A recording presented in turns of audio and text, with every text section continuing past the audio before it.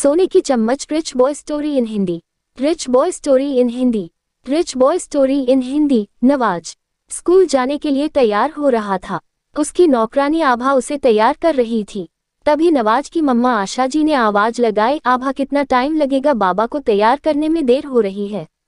जी बस हो गया, चलो बाबा जल्दी चलो, तुम खेल में लगे रहते हो, डांट मुझे पड़ती है। मम्मी की आवाज सुनकर नवाज जल्दी से बाहर आ गया। गेट के पास आशा जी खड़ी थी। उन्होंने नवाज का बैग चेक किया, फिर ड्राइवर को बुलाकर बैग उसे दे दिया। बाहर चमचमाती हुई गाड़ी में नवाज जाकर बैठ गया। कुछ ही देर में गाड़ी फर्राटे मारती हुई स्कूल पहुंच गई।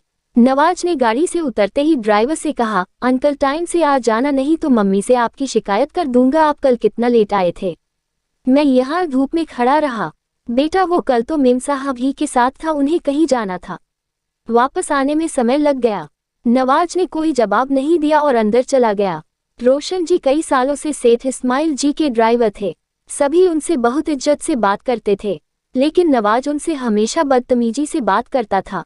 रोशन जी को बुरा लगता था, लेकिन बच्चा है इसलिए वो कभी उसकी शिकायत नहीं करते थे। आज सही समय पर रोशन जी नवाज को लेने पहुंच गए। छुट्टी होते ही नवाज बाहर आया।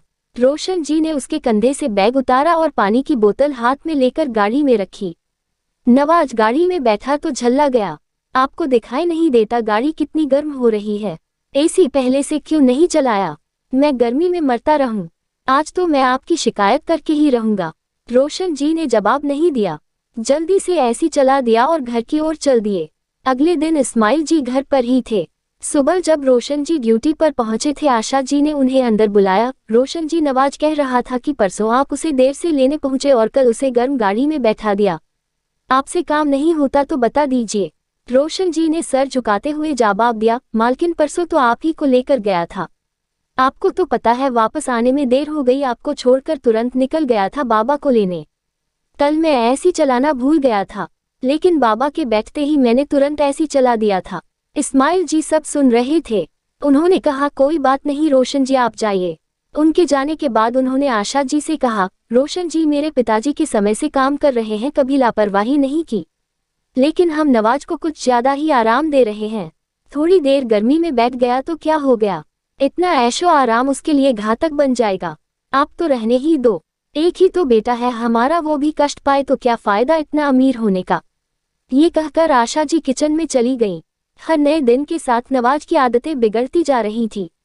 कभी वह खाना फेंक देता, कभी किसी भी नौकर को डांट देता। आशा जी हमेशा उसका पक्ष लेकर नौकरों को डांटती रहती थी। एक दिन रोशन जी छुट्टी लेकर अपने गांव चले गए।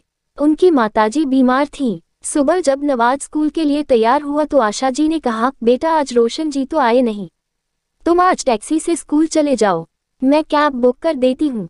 नवाज ने कहा, मैं उस गंदी सी कार में नहीं बैठूंगा, और ये ड्राइवर कहाँ मर गया, इसे नौकरी से निकाल दीजिए। इस्माइल जी ने डांटते हुए कहा, क्या बकवास कर रहे हो तुम, कुछ ज्यादा ही नखरे मारने लगे हो, चुपचाप चले जाओ। कैब से बहुत से बच्चे पैदल ही स्कूल जाते हैं, अगर कैब से नहीं जाना तो आभा तुम्हें स्कूल छोड़ आएगी। पैदल चले जाओ, और रोशन जी को ड्राइवर कभी मत कहना, अंकल कहने की आदत डाल लो।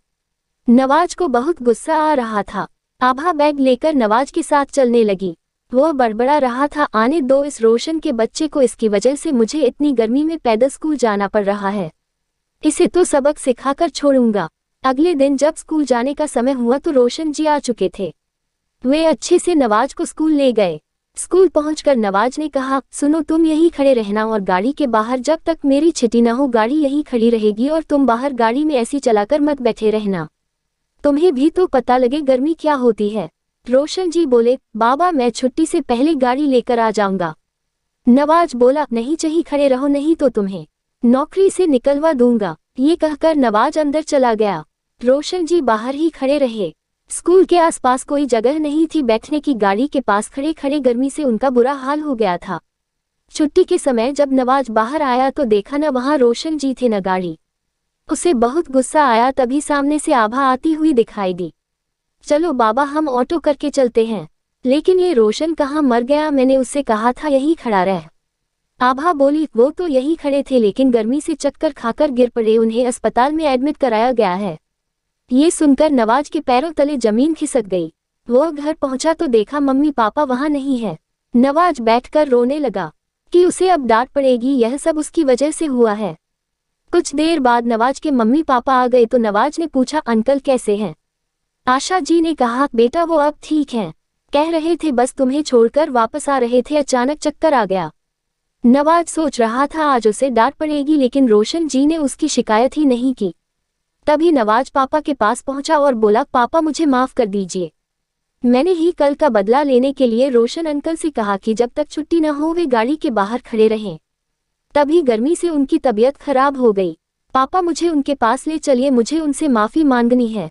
इस्माइल जी ने बेटे को गोद में बिठाया और कहा, कल वो आएंगी तब माफी मांग लेना, लेकिन वादा करो आगे से कभी किसी से गलत व्यवहार नहीं करोगे। नवाज ने वादा किया और अगले दिन रोशन जी से माफी भी मांगी।